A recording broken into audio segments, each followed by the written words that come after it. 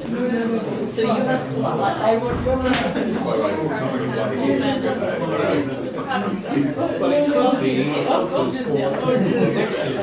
think. If you know it, think.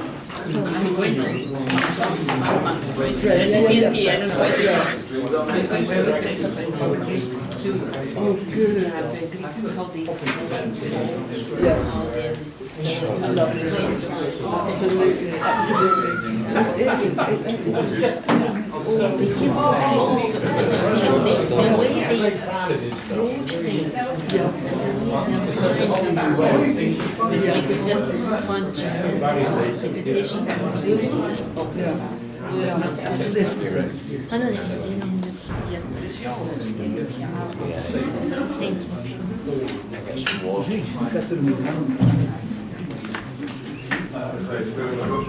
Okay, folks, shall we then start? Let's do that. Nadie perezvaniska jeszcze. No. Tak?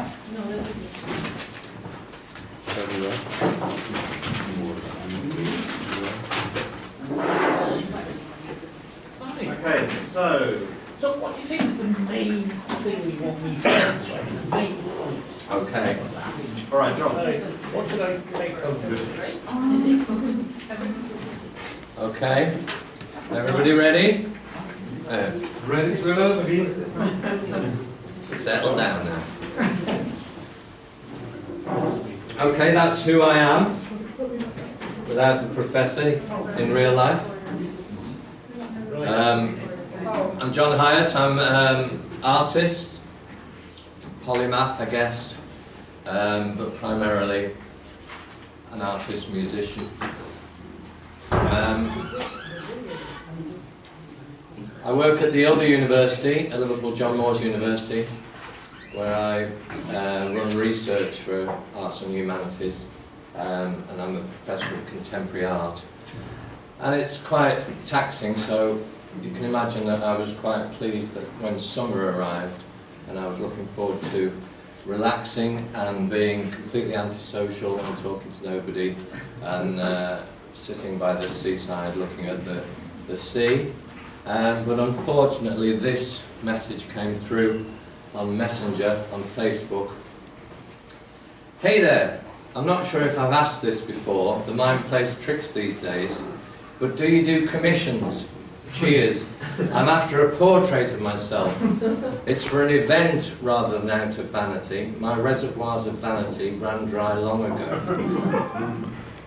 Now, my problem is I'm inquisitive, and that anything interesting I find interesting. And I found this hard to sort of step back from because of the peculiar sort of sentence construction. So I was dragged, if you like, from my bed where I was happy talking like Gulliver to the horses, into what I realised was going to be a storm situation.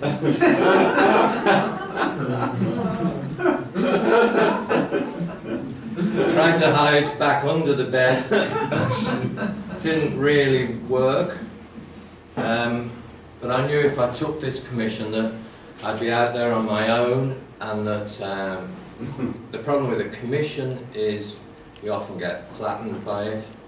The problem with a commission is that it's very dangerous to undertake because it puts you in a sort of professional position where you have to actually deliver results.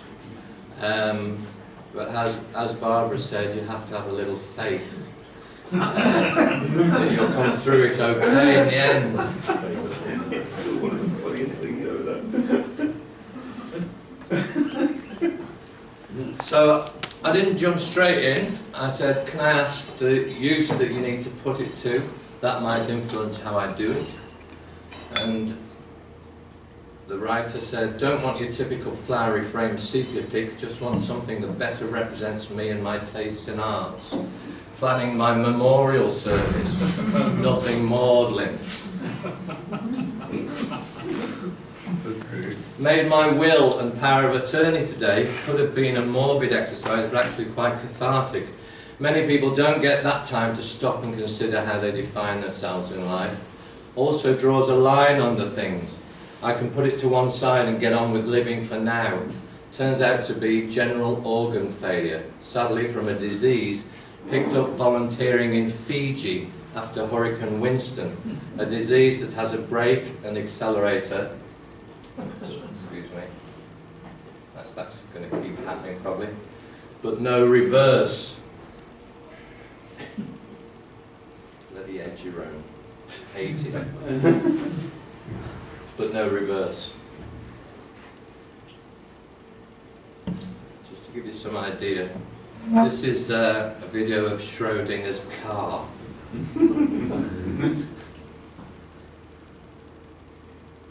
Well, the police officer has to smash the window. How can I get rid of this? Turn the Wi-Fi off. Turn off the Wi-Fi. Give me a second.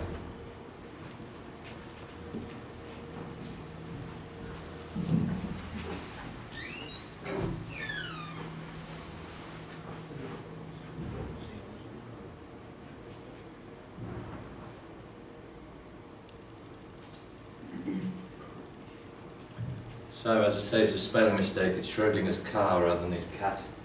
There might be somebody inside, but we don't really know. So the officer's trying to find out. Fiji is an island or a set of islands off Australia. The person writing to me is living in Australia. They volunteered in Fiji and through volunteering contracted an organ wasting disease. He also sent me some photographs. He said, I spent a month on life support last year, organ failure, vomited 5 litres of blood, lungs collapsed, given 24 hours to live. Had to learn to eat, walk, toilet again for 6 months. Things were getting better, but it's incurable once organs fail. It's a downward spiral. Shall I go on? The red is me. I say, sure, tempest and a whirlpool. I presume you all know The Tempest by Shakespeare. It's going to be interspersed with this talk. At the beginning, when the storm, Gonzalo, the faithful servant, if you like, the faithful man, says, nay, good, be patient, to the boatswain. The boatswain says, when the sea is hence, what cares these roarers for the name of king? I think really that is the question of the whole play. What cares nature for the name of king? So he sent me these photographs. Blurry, sort of holiday snaps. You've got to remember this is somebody I never met. I've never met, though he's seen me perform live on stage. And he's writing to me because he's been a fan of my musical career, if you like.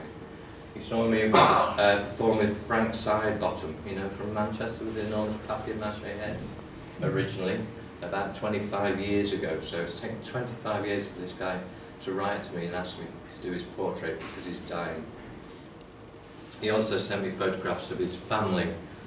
And it aroused a sufficient degree of empathy in me to actually keep me out of that bed that I really wanted to stay in. And like Miranda, that empathy, oh, the cry did knock against my very heart. Poor souls, they perished. Had I been any god of power, I would have sunk the sea within the earth or air. It should the good ship so have swallowed and the fraughting souls within her. It's our empathy for the sailors who are drowning in Prospero's tempest that he's created. So, I made a start. I've started painting your portrait. I'm trying not to be too tied by the photos, but to get behind the images a bit, getting to know you. Imagination has to come into it due to the limitations of the photos. I'm looking for how you stand, how you hold your head, how clothes fall on you, etc., rather than getting the face right yet. Empathy, I guess. If you felt your limbs moving around, expanding and contracting, head feeling a little light, features blurring, or actually disappearing last night as I decided to move your head to the left, then don't panic, it's just me remaking you anew. So these are the first.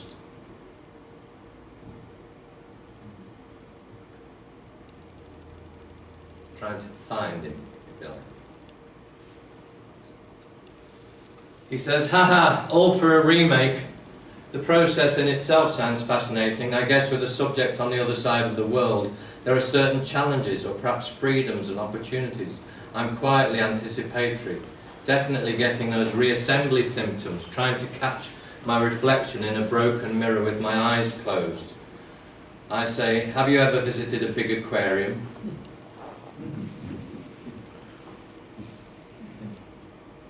I have indeed, with big glass tanks, windows. Is that the notion? I like that. I always get the sense the sea life thinks we're the ones trapped outside the glass.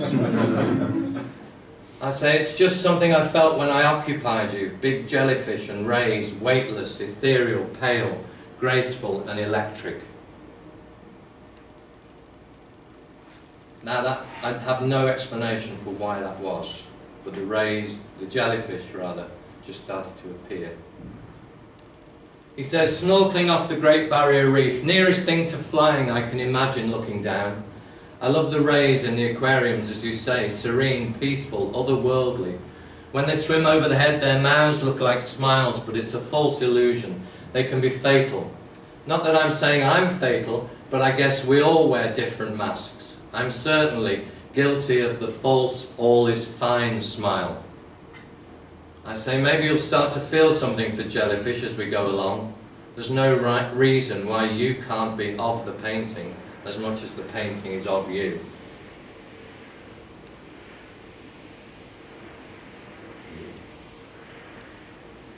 Interesting. I don't know why I saw you amongst jellyfish, but having just done a bit of web surfing, this is a quote from the web about jellyfish, a hole rips through his body, that is the jellyfish, but seals up and heals completely. An appendage is sliced off. The tissues grow back perfectly. He's capable of extreme regeneration, perhaps even immortality. I like the infinity motif. I bequeathed my body what they can use to Canberra Medical School. You can tick the length of time, they can keep it. I quite liked ticking the infinity box. Perhaps psychologically not just a final act of altruism, but my way of regenerating anew against the odds and achieving an immortality of sorts. I had a wife of 20 years, high income jobs in charity sector, JAG, 2 big house and all that. Those are gone and not coming back, and I accept that mainly. Jellyfish can regenerate perfectly and go back to where it was before. Like most other animals, humans can't do that, but they can find the resilience to adapt and find a new way to carry on even in the most dire of situations. I'm making do with the now. As I say, accept, adapt, try to do some good with what I have remaining.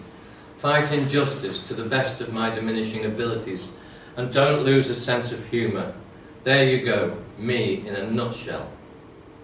Ariel, where the bee sucks, there suck I, in a cowslip's bell I lie. There I couch when owls do cry. But John Brookes, who's the writer, is in a nutshell. I say, can you send me a video of your face, head? I realised that I couldn't do this from these fuzzy photos. He says, hi John, sorry, it will probably be the weekend before I get round to vid. Chronic fatigue, a current symptom. Just slept for 40 hours straight. Chronic fatigue and ammonia.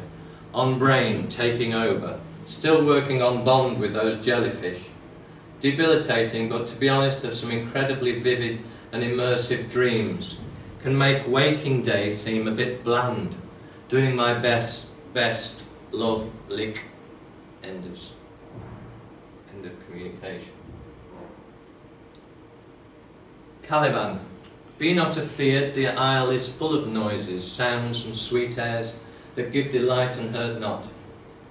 Sometimes 1,000 twangling instruments will hum about mine ears, and sometimes voices that if I then had waked after a long sleep will make me sleep again.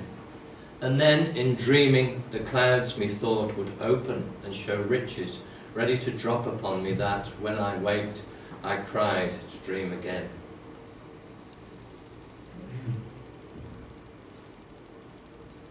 So I'm forced to just keep developing the jellyfish side of things, really. And realise that this is insufficient, and I am supposed to be doing a portrait.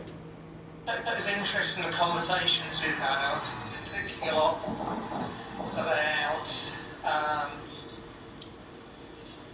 the notion of what's being portrayed, and the notion of the difference between how you present yourself and how you others see you, and how you see yourself, which can be different to how you present yourself, obviously.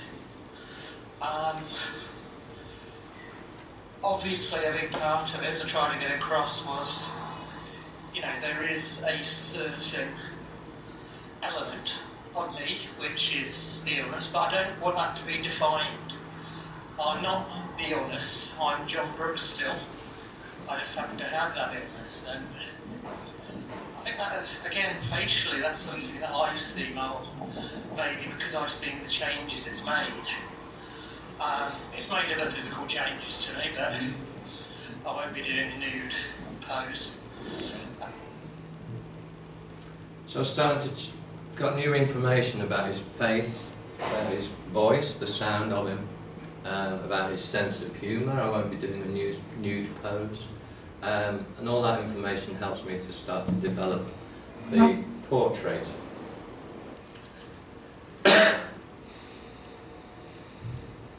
But if you look at the video that he sent, I'm starting to paint from that, and then I realised that he's speaking into a mobile phone, and I realised he's walking around filming himself like this, so the bottom area of his face is grossly exaggerated.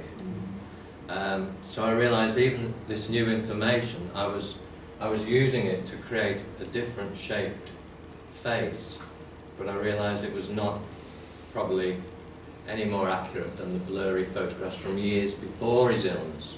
So the problem really is, where is he and who is he and what does he actually look like, because he changes through time and he changes through context. So I start to just play around with the jellyfish, really, and I ask him for another video. Meanwhile, he says, just remembered until a month ago I was walking through a giant neon jellyfish outside the shopping mall. I say the moon jellyfish can age backward, form hordes of clones and regenerate lost body parts, a new study says. Maybe that's my feeling of dissociation. Jellyfish can regenerate parts and achieve a degree of immortality. As a human, I can't regenerate my damaged organs. Humans can, however, accept and redefine themselves accordingly, a form of adaptive regeneration through change. Right there, this is video number 2. Professor John. I'm desperately trying to look at where I think the video camera is. Look at my reflections, and hopefully I'm not looming down at you in a strange way. Just when I got a chance, I thought I'd make a quick video to give you maybe a little bit of a better perspective. Focus, and so I'll show you around some of the head area as well. I will get somebody to film me in motion. I've been out of action the last couple of days, so I'm still on that. Yeah, I'm doing okay. It's one of the... So you can see that he's not, the lower half of his face is not as pronounced as I was doing it. He says one could define the backdrop as either as aspiration to achieve longevity and immortality, which is out of one's grasp, or a metaphor for fighting one's limitations to the end and living a meaningful life with a meaningful death in the absence of the jellyfish powers, of raging against the dying of the light. Am I rambling? No, says me. Remember, I've nearly been there myself. I've been to the edge of bliss, but came back to bring everyone and thing along with me. By that, he thinks I'm referring to the time when I had throat cancer, because that's sort of public knowledge. But I wasn't actually. I was referring to more of a sort of spiritual involution, where I went to the edge of bliss, which is not something I'm talking about now. But he says he likes that phrasing, and yes, I'm sure you have your own experiences to draw from, significant in the degree to which a work is by the artist, not the subject. I like the edge of bliss idea. A year to the day, almost, I was on life support, and they'd already said not to resuscitate again. So to be still here after medical opinion has decided otherwise is a little bit of immortality in itself.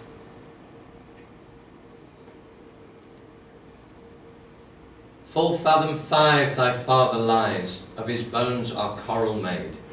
Those are pearls that were his eyes, nothing of him that doth fade, but doth suffer a sea change into something rich and strange.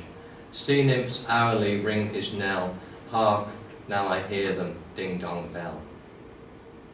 I'm left with the idea of a sea change into something rich and strange. Maybe that's the undercurrent behind the jellyfish, not immortality, but transmutation. Agree completely. I like the notion of transmutation, physically and mentally.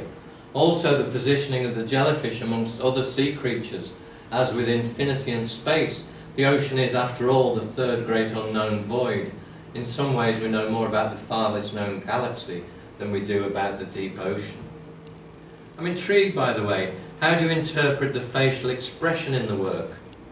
And I say, it's changing as we speak, because of the reasons we've just mentioned. I think the word would be open, balanced, sorted, maybe. See, it's changing quite a lot. You mentioned still working on the face, he says, which I love. This recent pic of me might help.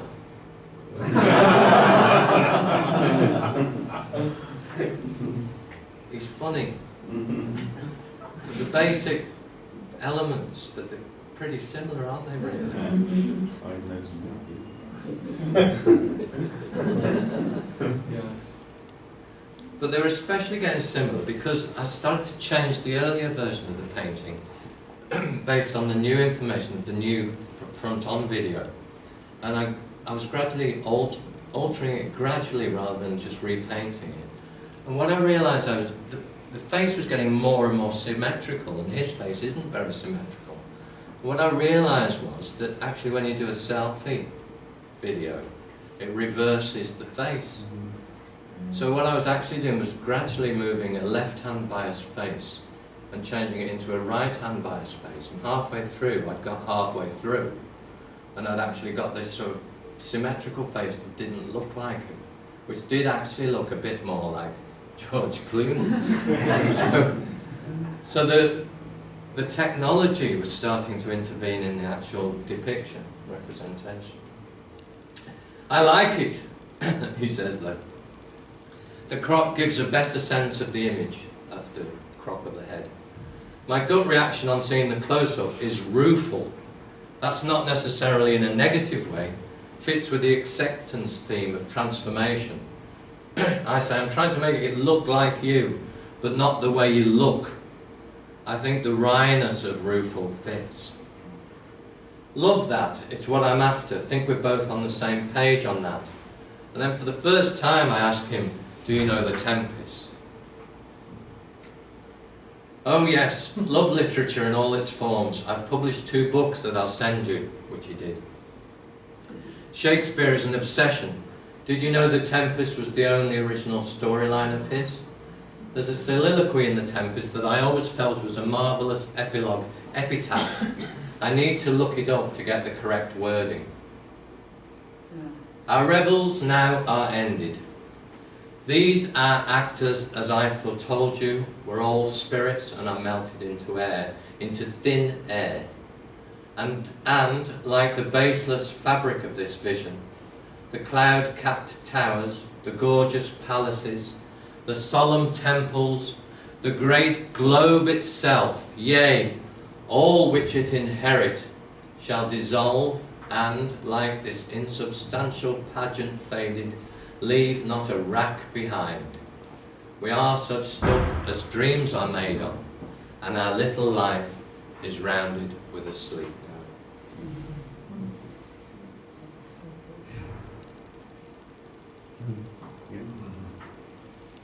So a bit like the Wham t-shirts that you used to get. I made him a Such Stuff t-shirt. Here you can see I'm still continually playing with the jellyfish at the same time. If you look at the blue one to his right, it's become a sort of more of a yellow eel type thing. So things, and that's just play really. That's just me playing. Because to maintain the concentration on the face at such a small scale, it's not a big portrait head, at such a small scale, every mark changes the face completely. So the intensity of concentration you have to maintain requires a bit of play. It requires him to go off and just play with the jellyfish for a while. He says, I always saw Prospero as the embodiment of fate in the summoning of the Tempest, but that works too. And I say, I'm Ariel, I guess, flying to do thy bidding. Although I feel more like Caliban, labouring to make the fruits of Ariel. Or are those roles reversed? I like the way Prospero brags that he can wake the dead with his sorcery, yet renounces his magic towards the end. An acceptance of reality, of one's fate that no dark art can transmute into immortality. I say to make art from coloured mud, transfiguration. We're all on the island, and the island morphs. It is how we perceive it. This is the people from the shipwreck. Adrian says, the air breathes upon us here most sweetly. Sebastian Antonio, the guys who overthrew Prospero and threw him out of his kingdom. Sebastian is his brother. As if it had lungs and rotten ones, or as 'twere perfumed by a fen. So you can see, they see the island in a completely different way. The island is not a constant. Gonzalo is always the optimist. Here is everything advantageous to life. Antonio says, true, save means to live, or that there's none or little. Oh, how lush and lusty the grass looks, how green. The ground indeed is tawny, with an eye of green in't. He misses not much. No, he doth but mistake the truth totally. So the island is not something, the island they've been washed up on, where Prospero is the ruler, where Prospero has conjured up the storm to make them crash in the boat. The island morphs according to their internal perception, their expectation. Shakespeare made his last will and testament in the same year as The Tempest. Can I say you have a style, certainly, more in the brushstrokes and loose composition, definitely a distinct voice, as though if Bacon and Goya had a love child. I feel I'm committing a faux pas there. I said, I pinch liberally, don't worry. Caliban says of Prospero, if he awake from toe to crown, he'll fill our skins with pinches, make us strange stuff. So I'm playing with these things. They're not even jellyfish, are they? They're just bits of paint. They're more like weird balloon courtiers in some strange underwater mask. However, he says, the discussion we had on The Tempest really linked everything together for me, including the jellyfish. See, the jellyfish are getting old. I like the use of the t-shirt to make the overt Shakespeare reference, cryptic if you're not in the know, but evident otherwise.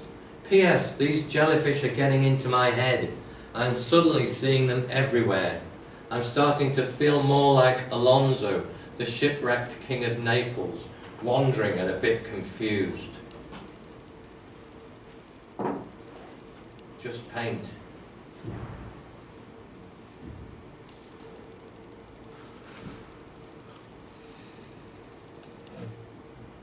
Please don't ask me what the head is with the open cranium and the sort of coral brain inside, because to this here, because I haven't got a clue.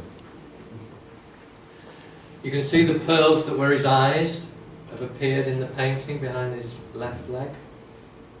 His left leg. There's also something that I don't think he's noticed. There's this sort of big monstrous form appearing behind him. A bit like Swamp Thing or something from the comics. I don't think he'd approve of that because he doesn't want the background in any way to be sort of metaphorical for his disease, but I don't.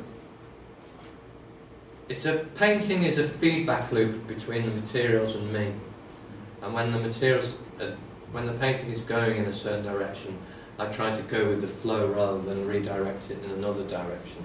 So there are things that appear, and I have to, a bit like the building falling over Buster Keaton, I have to trust that in the end they'll be there for some sort of purpose. I don't actually have to rationalise that purpose at the moment of making it.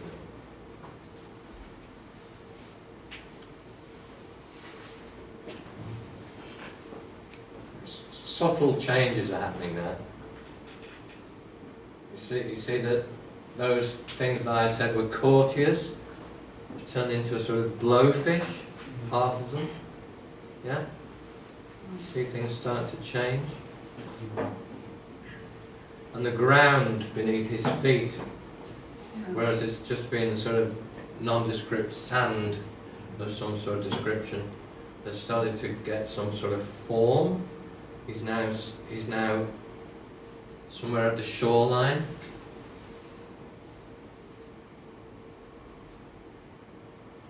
This is very small, this head. It's only...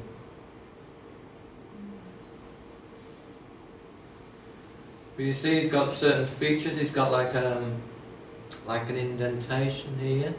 He's got a scar here.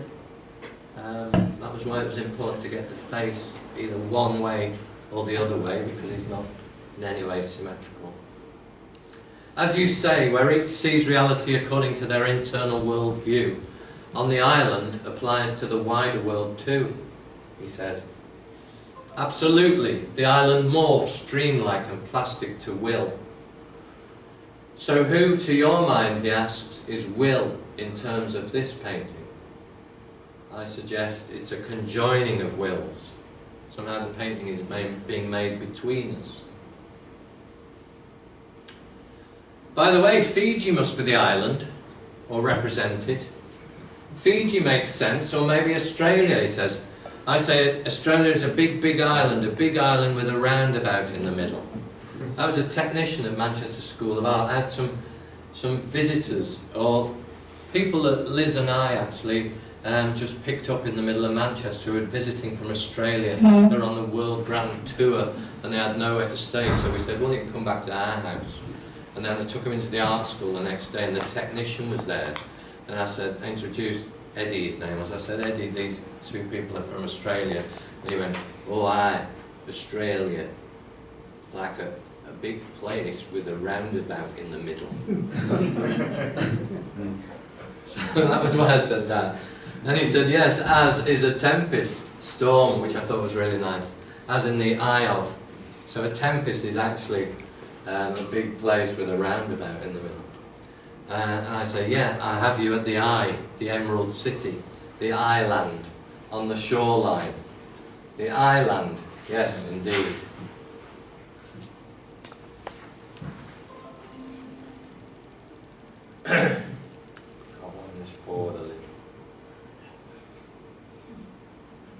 Why I say the Emerald City is because The Wizard of Oz is more or less the same story, isn't it? There's a history of human stories about myths about the storm, and the great storm being the thing that returns everything to the order it should have in the beginning.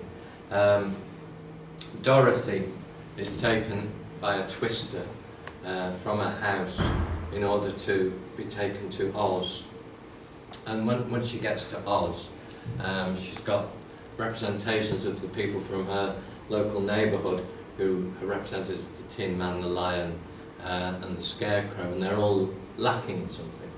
And they want to go and visit the wizard in order to get a heart, courage, etc. And when they get to the wizard, basically the wizard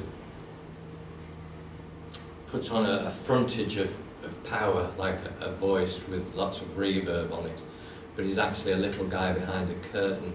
But the magic of the wizard is a wizard, because the magic of the wizard is he gives them back what they already have. So he gives the one who, the scarecrow needs a brain, he gives him a college certificate. And now he's got a college certificate, he believes he has a brain.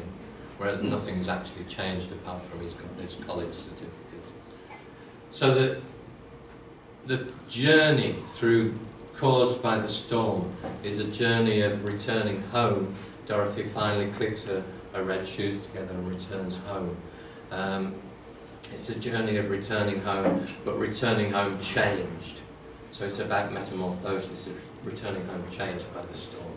This is a great bit here, where the woman on the bike turns into the witch. But this has got all the elements that the Tempest by Shakespeare has got. It's got the witch, which is Caliban's mother, is Sycorax the witch. It's got the storm. It's got the wandering down the yellow brick road in this case. And this is where the house lands. The magic begins.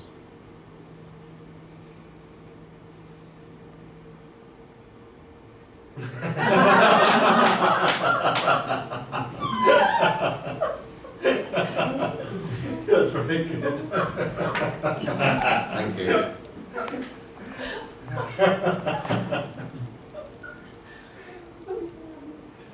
Yeah.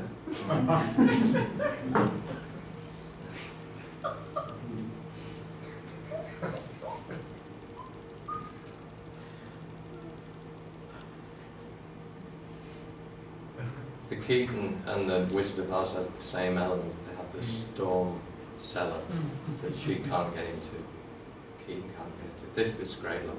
Look at this.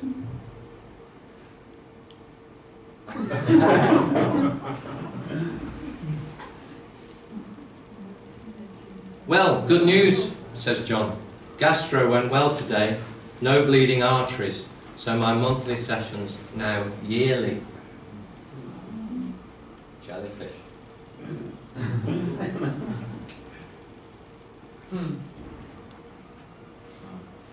I think the painting deserved a little electric kiss.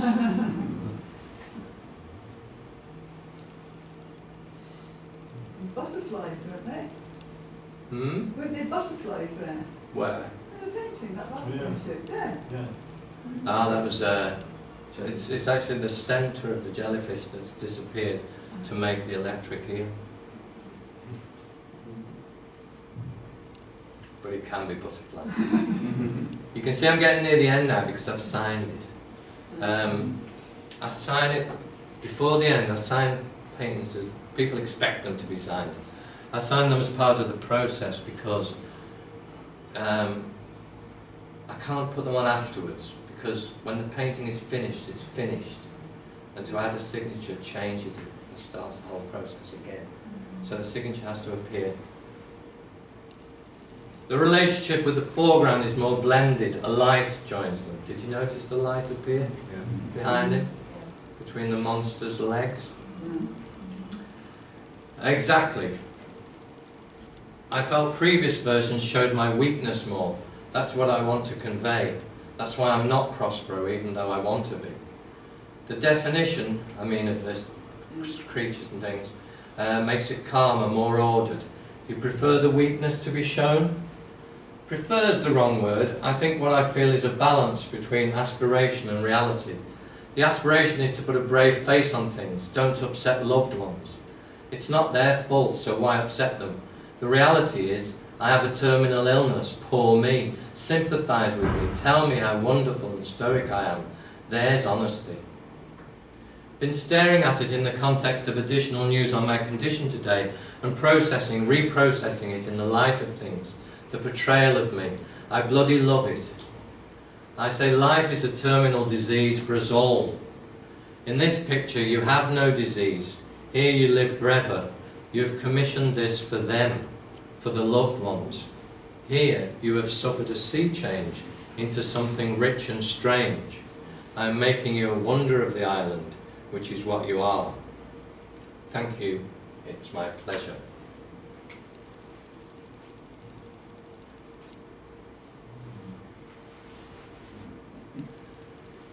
As a visual artist, he says, which he's not, he means if he was, I'd be interested in, if in the act of creating an artwork is a journey for the artist, what drives his decision to stop the journey?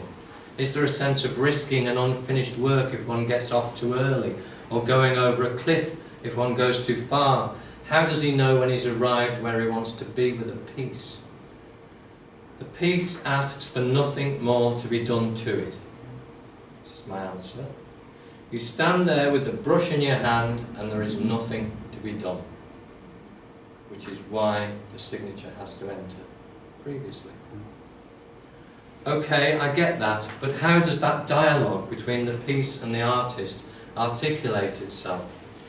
The artist is but the conduit, surrendered.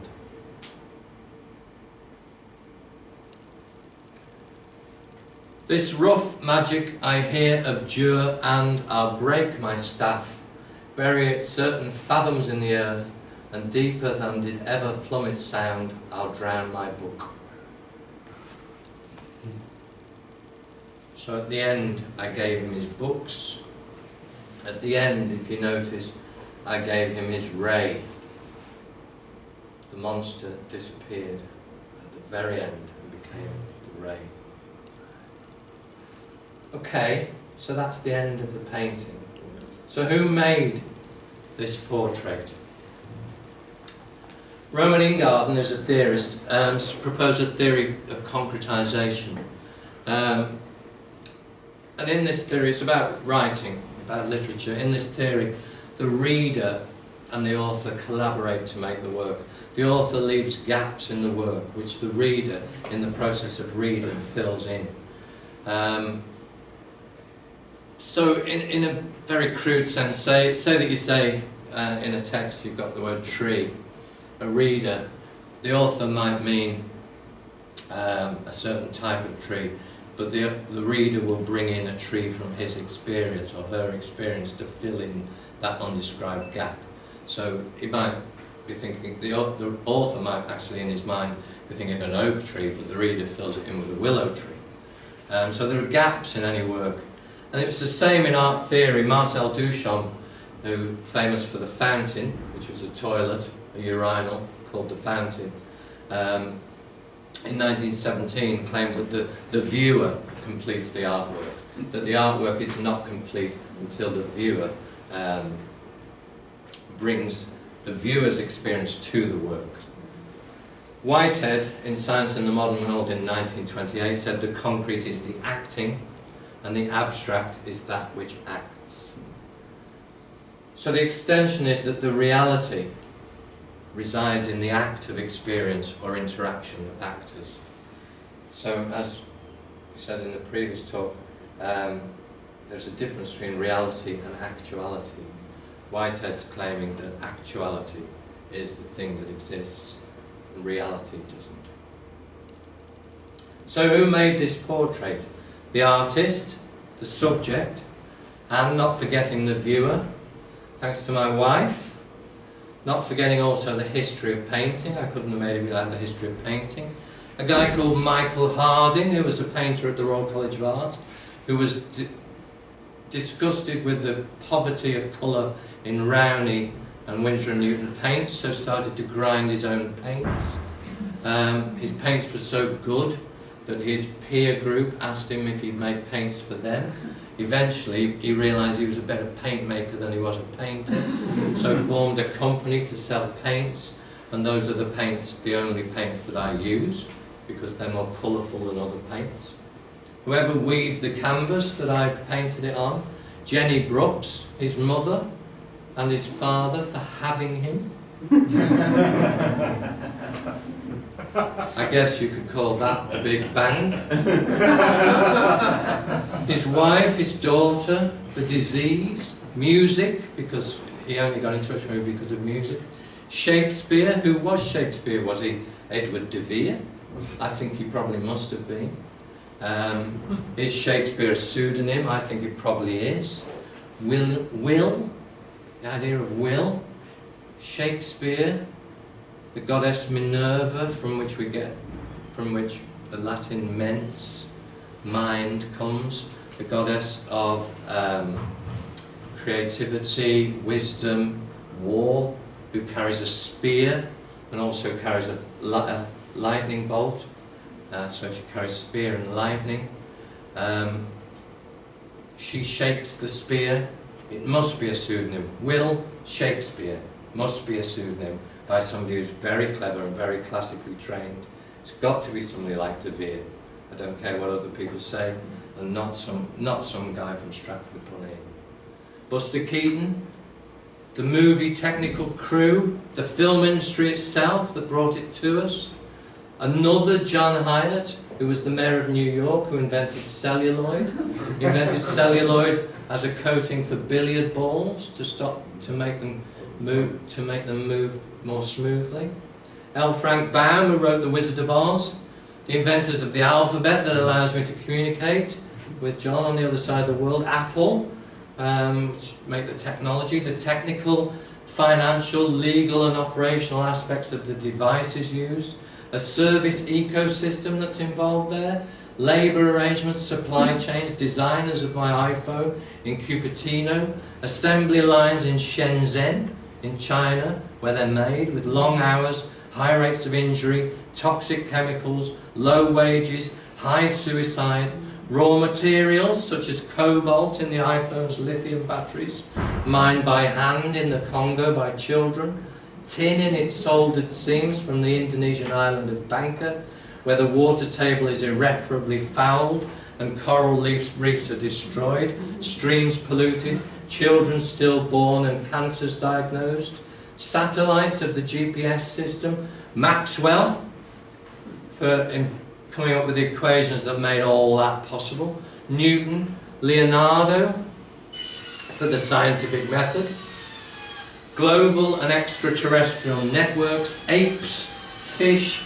jellyfish, my lizard brain, single-cell organisms past and present, and those imbricated in the context of viewings, galleries, critics, universities, and now yourself. Never win an Oscar. Unaccustomed as I am.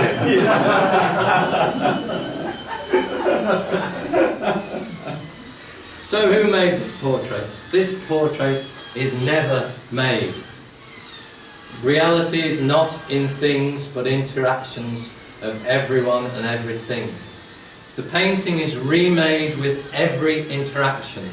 The portrait also remakes the things it is a part of. There's no reason why you can't be of the painting as much as the painting is of you. There are no boundaries, only degrees of porosity, openings and ruptures. The painting is continually remade by everything, including itself, because there is no such thing, just a metamorphosing continuum of interactions. This painting is not an object. It is an interpenetration of experiences born on trajectories of wills. Every object is this. Every object is an adverbial trace of every interaction and choice. Inaction is an action too. So if I'd stayed in bed, I'd stayed in bed. That would have been an action. All consciousness. In acting, we are immortal as an adverbial trace of every interaction and choice. We are such stuff as dreams are made of, and our little life is rounded with a sleep. Even beyond the sleep, of course, our last will and testaments project us forward. So who made this portrait? Each will on its path through space and time expands a dynamic universe. These multiple interacting fluctuating universes of mutating information shuffle information continually like genes at conception. Interactions are the blending of information clouds. We always tell each other stories to make friends.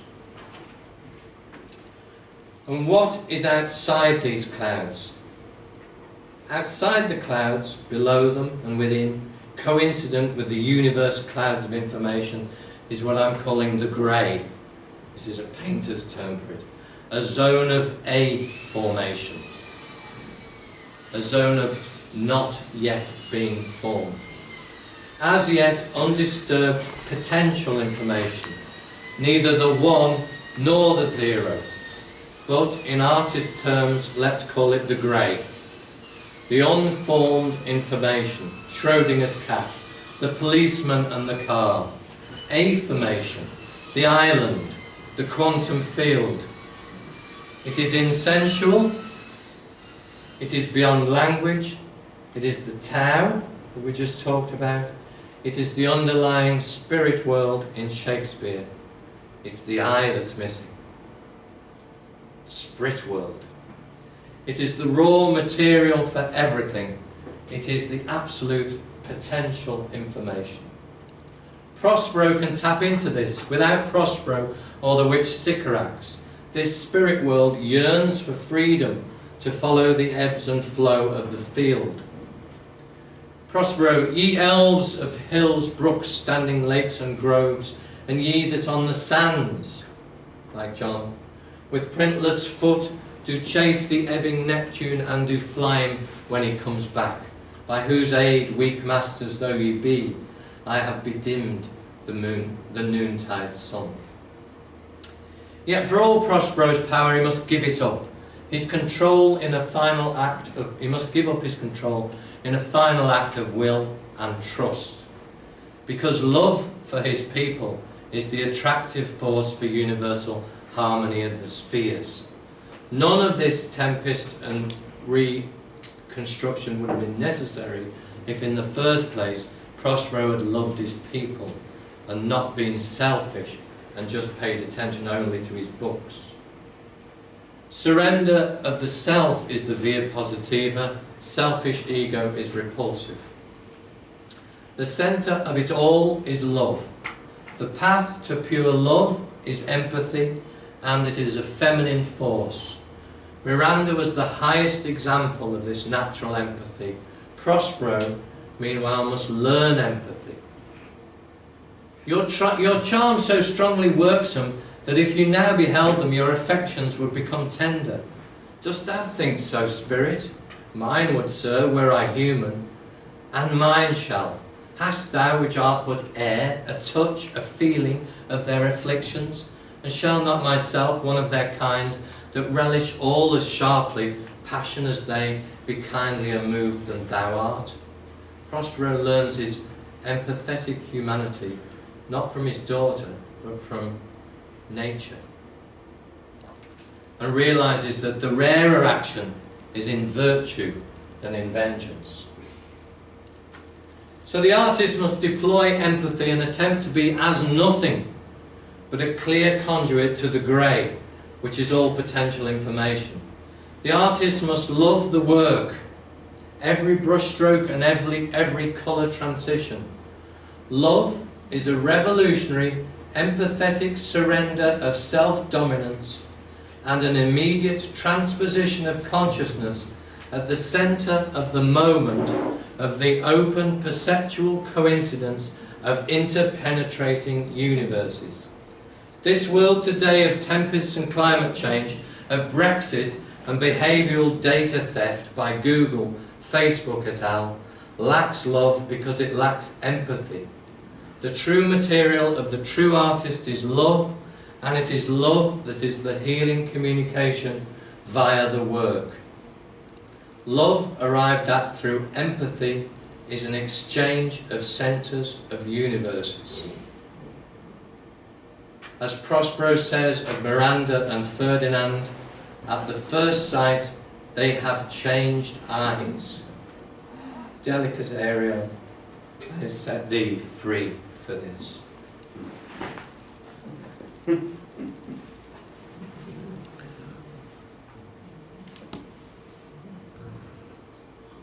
Thank you.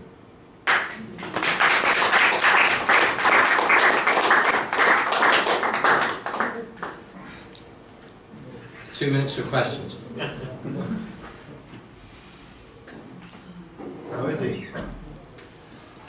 He went into hospital for a week, solid. He was victim of a robbery, burglary, where they knocked him unconscious and tried to stab him in the head with a screwdriver. Then his Facebook profile went offline and his messenger disappeared, so it was as though he died, which was a bit of a shock for me, for 2 days.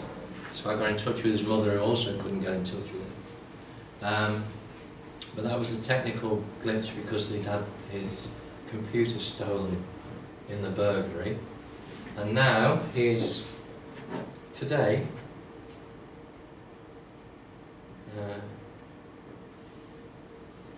back on Facebook, out of hospital.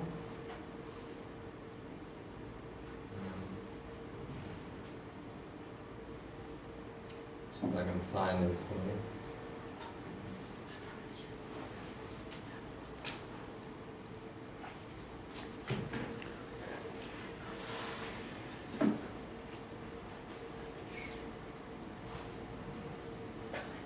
And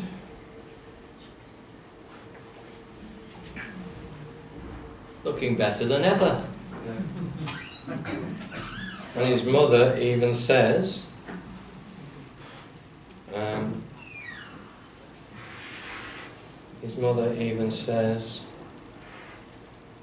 looking good, nice to see, kiss, kiss. So hopefully, the spell worked.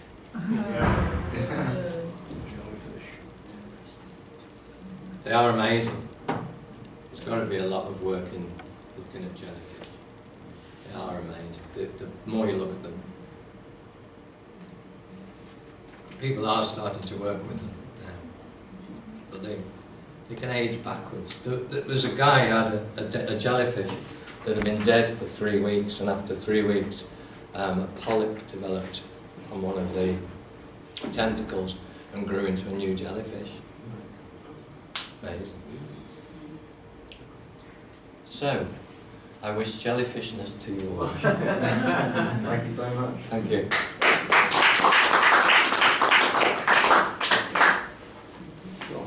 You know, your previous institution, the John Brookes of that, Yes, yeah, I do.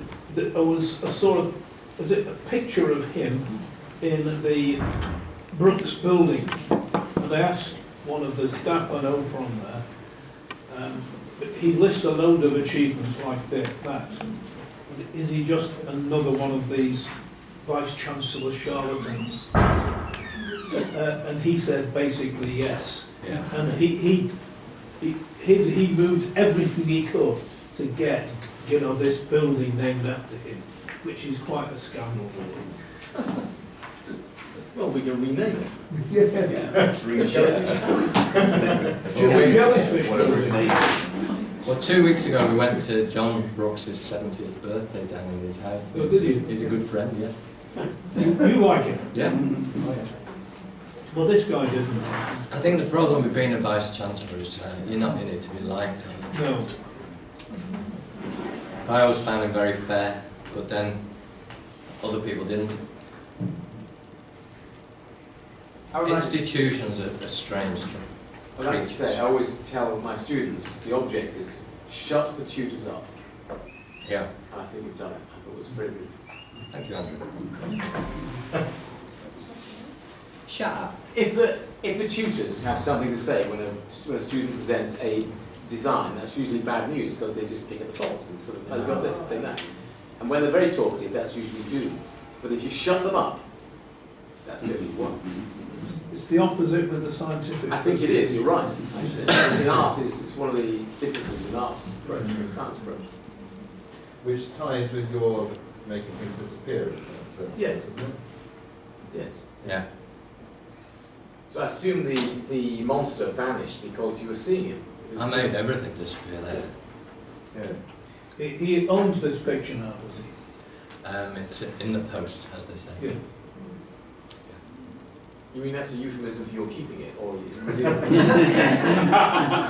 They take a while to dry, you see. Oh, right. Several decades. It's on its way. So are you back to bed now, or what? You've got another project? Oh, I never go to bed really. I'm always, Oh, yeah, that's just the evening. yeah, yeah. For some reason, I'm painting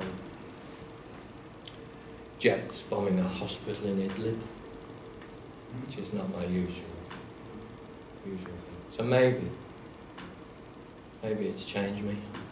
I used to do more political art when I was younger, but lately I've been painting beautiful paintings of music and sunsets. But maybe because this is not my usual way of working. I don't do portraits. I've never done a portrait. So it was interesting. It was interesting. Having done it, are you now still happy with it? Or getting happier? I could start again and do a different. I think that shape, if you like. I mean, if things are forms in time, you know, so the baby grows and then goes back, like Shakespeare's 7 Ages, then I think the process of doing a painting has the same. It rounds itself with a sleep.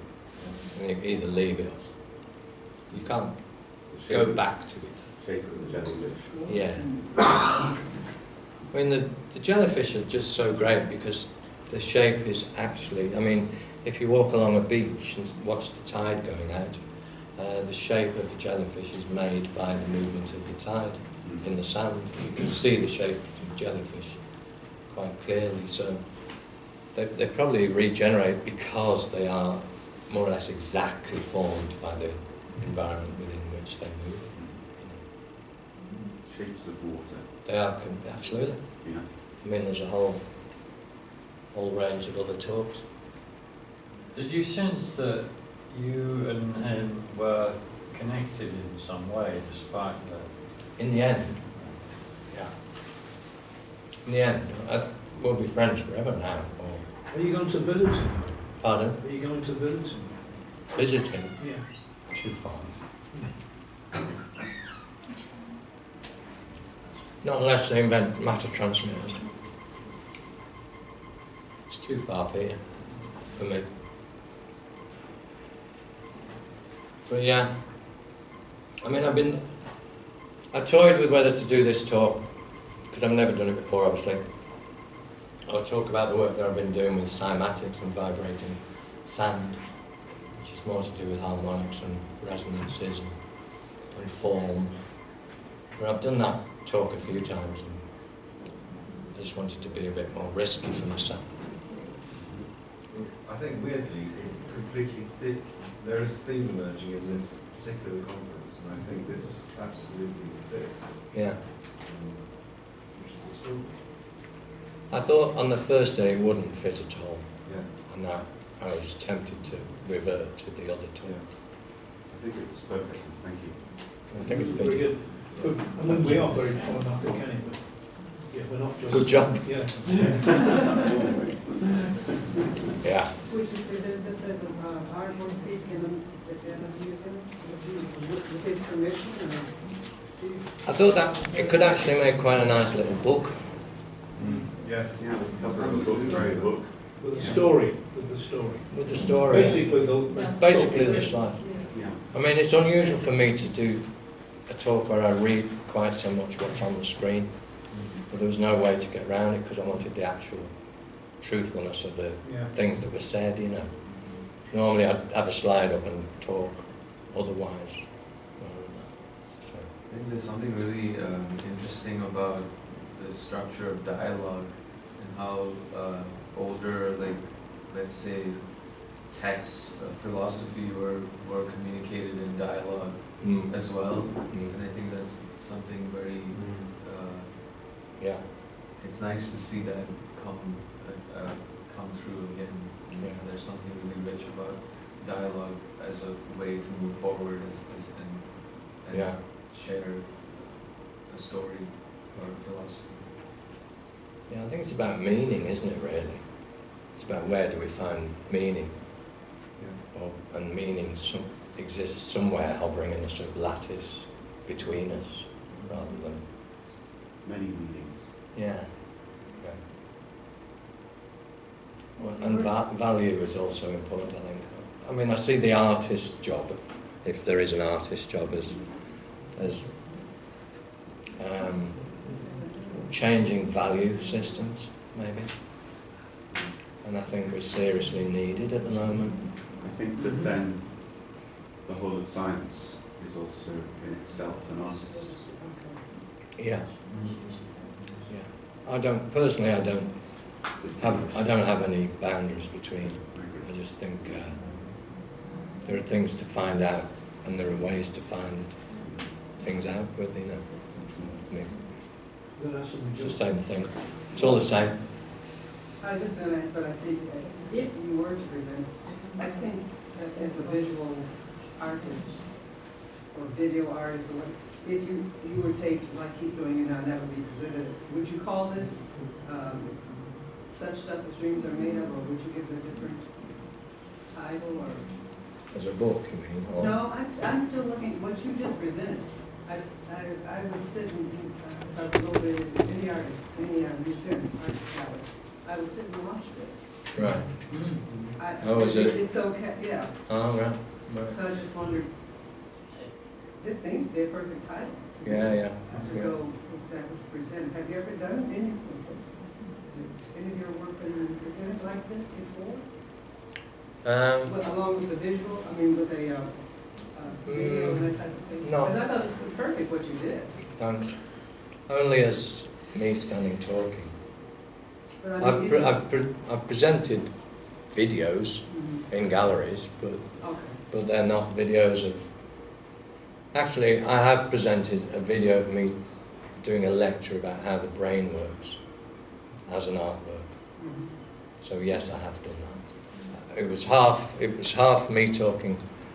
It was abstracted technically, so it was the line, a green and red line of me talking about how the brain worked, and then on the other side it was a split screen.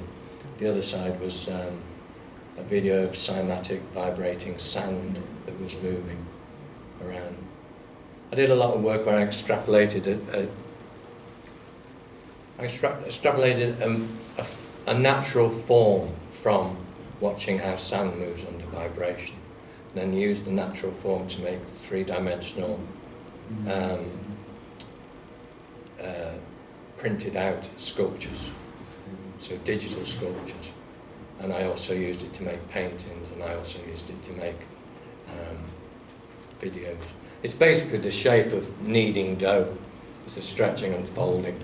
It's taking the centre to the middle. So as a highfalutin universal form, it would say that the whole of actuality is itself passing through its own centre continually. So the tree has an acorn, has a tree has an acorn, and we see it everywhere. Sorry. Were you talking about the Chladni plates, the shapes that you saw, and then the Chladni plates are symmetrical. Right. The work I was doing was asymmetrical. But isn't it a function of the plate itself and the shape of the plate? Because most of the plates are squares, or they have, so then you get quincunchial sort of things. But then some of them I've seen are circular plates as well, right? Yeah. So what kind of shape of plate did you use? Or I was using a large planar surface that was uneven to create an asymmetrical. What it creates is a system of forms. I can show you the video. A system of forms that are reminiscent of organs in the body, if you like. But the sand moves from one to the other in a laminate structure based upon its size. So heavier sand moves slower. But they all follow a certain rule. And a pile of vibrating sand is basically a grain of sand goes up through the middle of the pile of sand, comes out at the top, spirals down almost to the bottom, then reverses upon itself, spirals the other way, spirals into the centre of the pile of sand, and then back out. So what you've got is a double helix, double spiral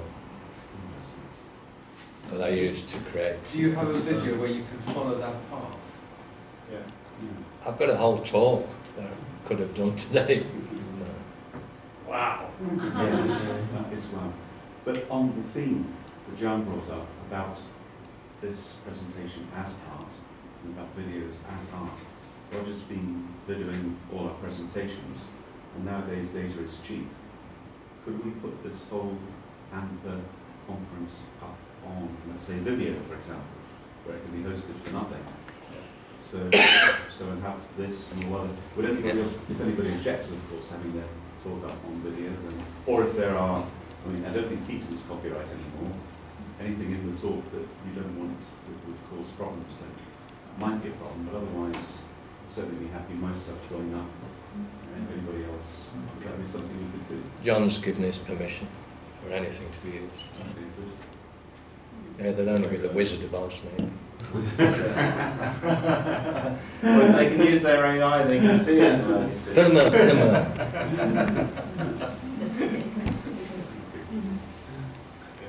They ask for forgiveness, not permission. They don't ask us for permission, do they, to steal our behavioural data? It's like our intellectual property, do they?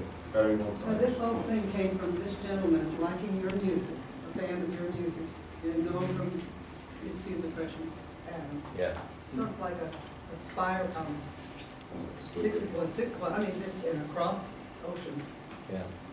to come up with this, and it's a very, I hate to use the word, it seems that the connection, the music was the connection from, well, we talked about music yesterday, there's a connection that just, Yeah. it's not mystical or anything, it's just, No. you don't know who you touch. Yeah. No, you don't. You really don't know who you touch, and You just your create, music touched create him. ripples. You create ripples. Right. Could I come back to the shape of this plate? You say it was uneven. Was it roughly round or ish, or was it roughly? Did it have sharp edges? It had sharp edges, yeah. And I use still went up different ones. Round clockwise, back anti-clockwise through the middle. That's really strange, yeah. That's pretty damn cool. It is, isn't it? Yeah. Okay. It's basically this shape.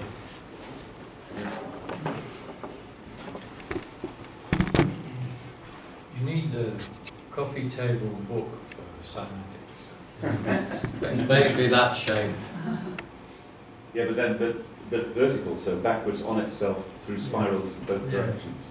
Yeah, so it's not planar. Yeah, that's it. Yeah, it's a double loop. Yeah. I did It's a double loop. a whole series of paintings Double loop. where I only used One that on brush top of the mark. other, reversed. And So I just did that brush mark millions of times for a painting and allowed the painting to emerge from a different scale of levels. So I do it Have you big. got that on you? They're all on the laptop. May I have a look, please? See that. There's lots. And then getting smaller and smaller and smaller. And eventually the painting emerges from... Well, if I see something start to emerge, like a child, I'll paint it in. Yeah. You know, go with it. Yeah. So you see the monster when it appears. Can I suggest we maybe go eat something? Yes. And we'll be back at 2 o'clock.